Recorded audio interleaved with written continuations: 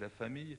Lors de votre audition sur ce projet en commission, vous avez bien voulu rappeler que la famille demeure une valeur essentielle pour les Français qui, selon votre propos, attendent un renforcement des aides de l'État et de l'ensemble des acteurs publics.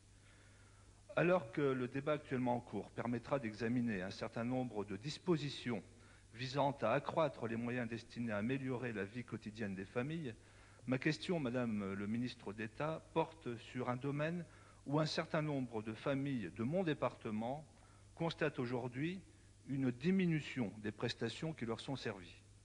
Vous savez, Madame le ministre d'État, qu'au sein des missions sociales,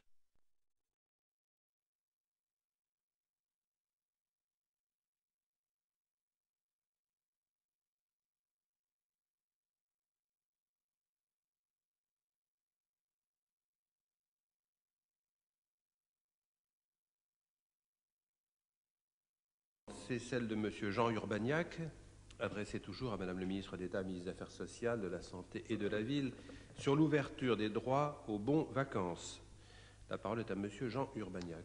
Je vous remercie, Monsieur le Président. Madame le ministre d'État, préalablement à l'examen en séance cette semaine durant du projet de loi cadre relatif à la famille, lors de votre audition sur ce projet en commission, vous avez bien voulu rappeler que la famille demeure une valeur essentielle pour les Français qui, selon votre propos, attendent un renforcement des aides de l'État et de l'ensemble des acteurs publics.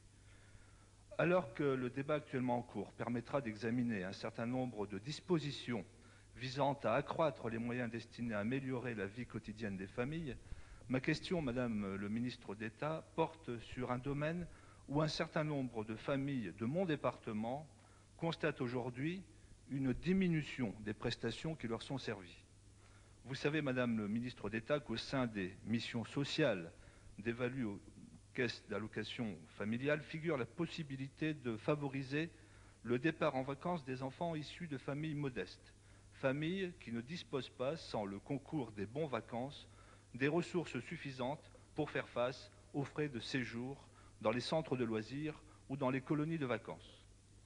Personne ne songerait, j'en suis tout comme vous persuadé, à remettre en cause ni le principe, ni le bien fondé de cette mesure dont les effets sont très appréciés des familles modestes. Il s'avère néanmoins qu'une décision apparemment ancienne du conseil d'administration de la Caisse nationale des allocations familiales, dont la CAF du Pas-de-Calais avait, avec une bienveillance très réfléchie, différé l'application jusqu'à cette année, a modifié les conditions d'ouverture des droits aux bons vacances en définissant un nouveau mode de calcul du quotient familial requis. Les ressources prises en compte sont désormais composées de l'ensemble des revenus imposables du foyer, avant l'application des abattements fiscaux auxquels s'ajoutent les prestations familiales. Cette nouvelle règle a des effets extrêmement négatifs pour les familles nombreuses modestes qui constituent le public prioritairement bénéficiaire des bons vacances. Un exemple parmi d'autres, Madame le ministre d'État, un exemple significatif du caractère négatif de cette disposition administrative. En 1993, une famille qui envoyait ses 6 enfants en colonie de vacances bénéficiait d'une participation journalière par enfant d'un montant de 74,90 francs. Cette année, cette même famille, avec les mêmes revenus, verra la participation de la CAF tomber à 47 francs.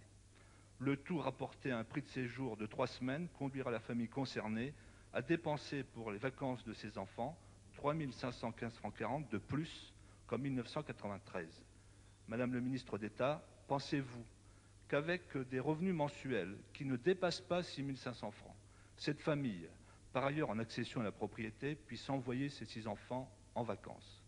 Madame le ministre d'État, envisagez-vous de faire revenir la Caisse nationale des allocations familiales à des conditions d'attribution des bons vacances qui permettent réellement l'accès des enfants issus de familles modestes au séjour de vacances?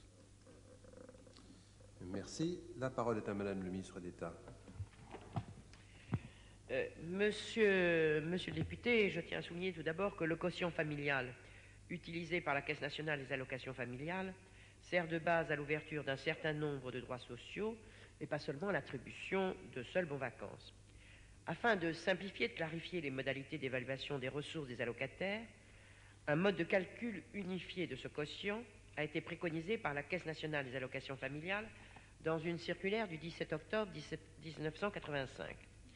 Aujourd'hui, la quasi-totalité des caisses d'allocation familiale a adopté ce mode de calcul unifié. C'est en effet leur conseil d'administration, et non l'État, ni même la Caisse nationale, qui sont compétents pour fixer le seuil de ressources ouvrant droit à ces avantages. Mais la modification du mode de calcul du quotient familial n'entraîne pas en elle-même une modification des droits des familles aux bons vacances. En effet, les conseils d'administration des caisses ont toute latitude pour fixer leur barème. Ils peuvent donc modifier les seuils d'attribution des bons vacances de façon à maintenir les mêmes droits aux familles qu'avant le changement du mode de calcul du quotient familial. Ils peuvent en particulier moduler le plafond d'octroi des aides en fonction de la taille des familles, et vous m'avez cité le cas d'une famille très nombreuse, de façon à ne pas désavantager ces familles nombreuses. De telles décisions relèvent, je le répète, de la stricte compétence des conseils d'administration des caisses. Il ne s'agit pas là de prestations légales, mais de prestations qui sont décidées et qui sont prises sur les fonds d'action sanitaire et sociale, sur lesquels nous estimons qu'il est très bon qu'il y ait une certaine autonomie de la part des caisses. C'est ce qui permet, en fait, souvent d'aider de façon beaucoup plus directe et beaucoup plus rapide un certain nombre de familles. Et l'État n'a aucune compétence, ni aucun pouvoir pour interférer dans leurs décisions. Je ne peux donc pas accéder à votre demande, Monsieur le député. Merci beaucoup, Madame la ministre d'État. Nous passons